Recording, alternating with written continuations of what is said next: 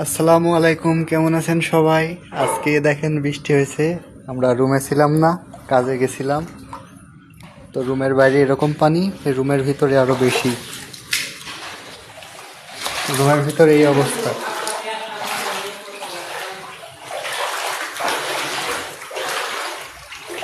কি অবস্থা রুমের!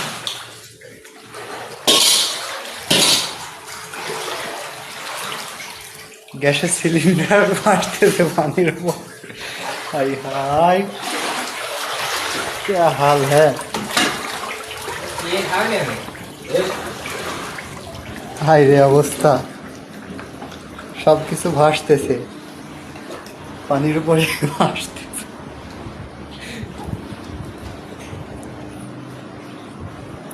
রুমের ভিতরে এই অবস্থা।